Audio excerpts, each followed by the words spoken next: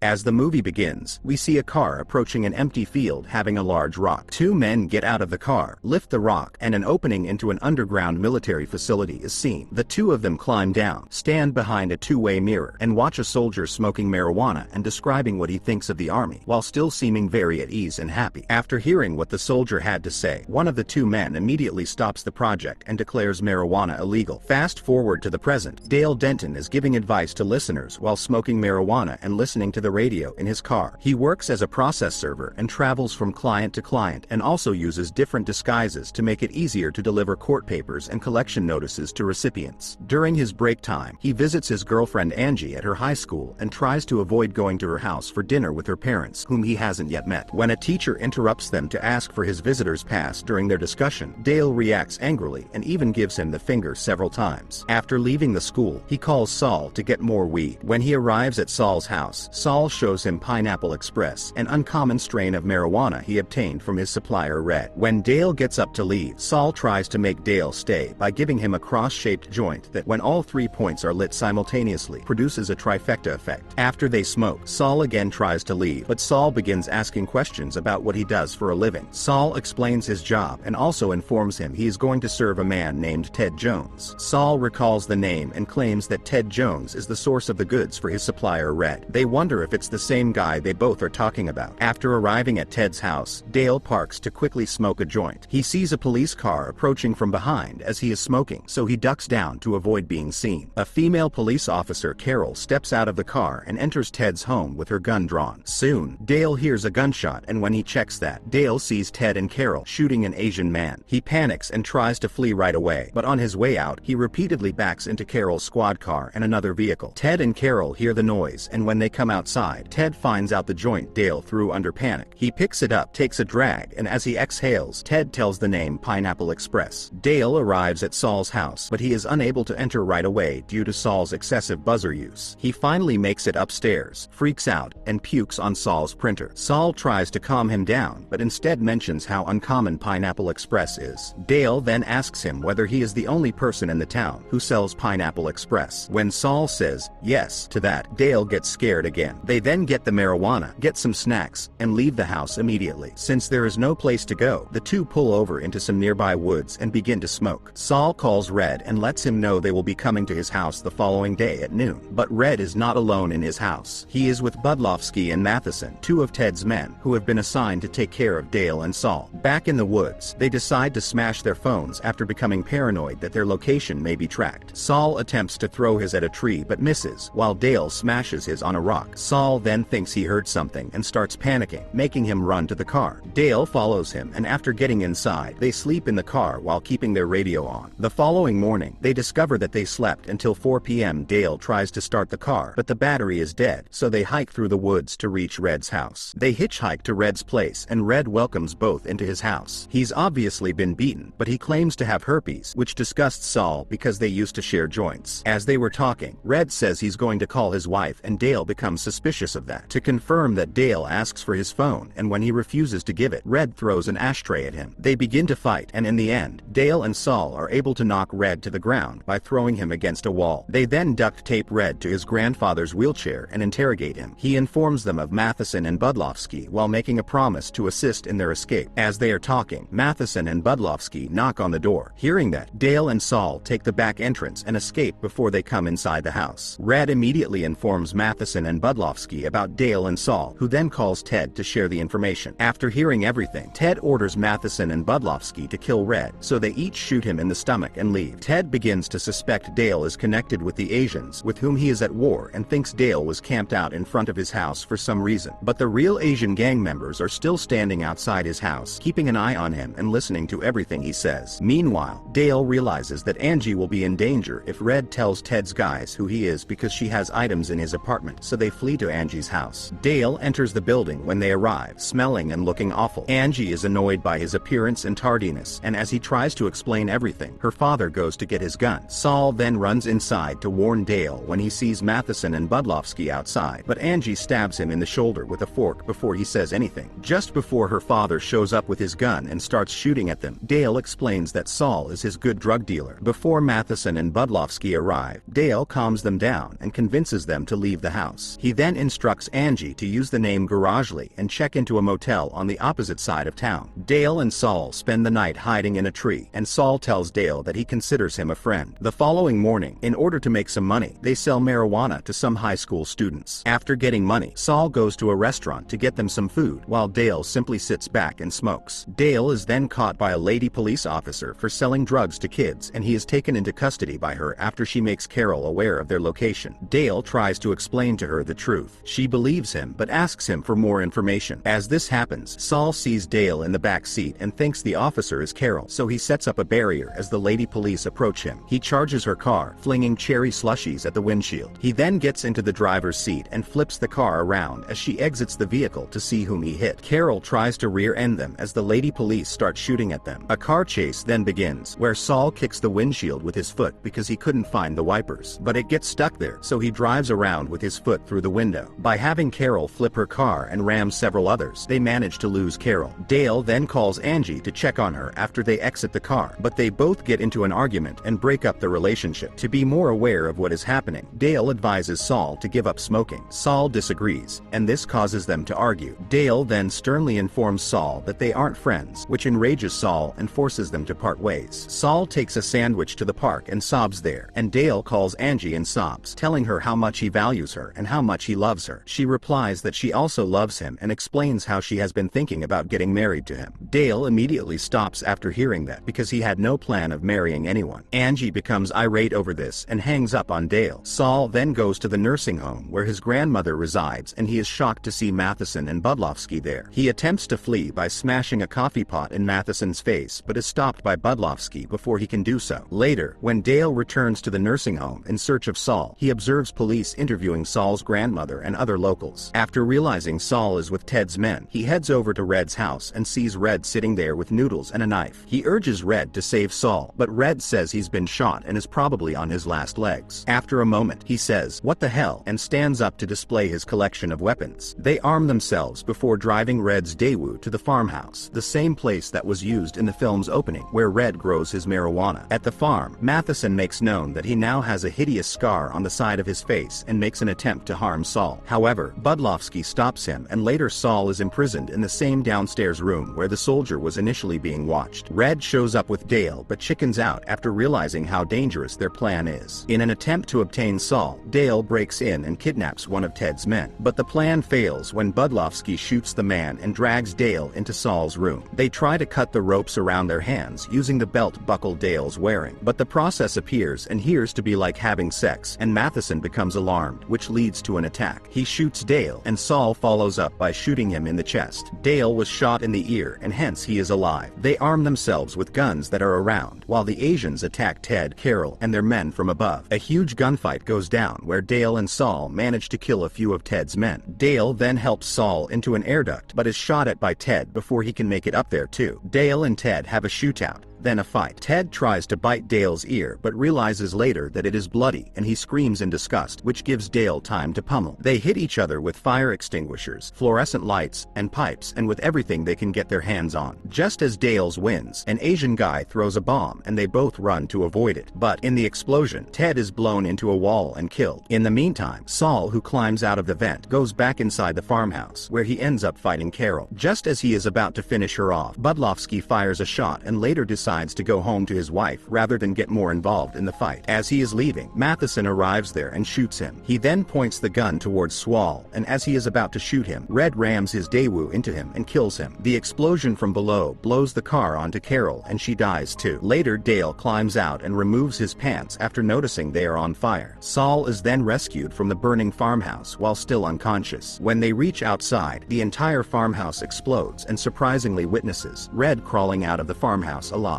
At a nearby dinner, they have breakfast to celebrate their success in escaping. As they pause to appreciate their miraculous escape, Red cracks a joke about how he is probably dying and passes out. When they call him, even though they believe he is dead, he awakens and they all laugh. Saul's grandmother then arrives to pick them up, and they climb into her car and drive away. Thank you for watching.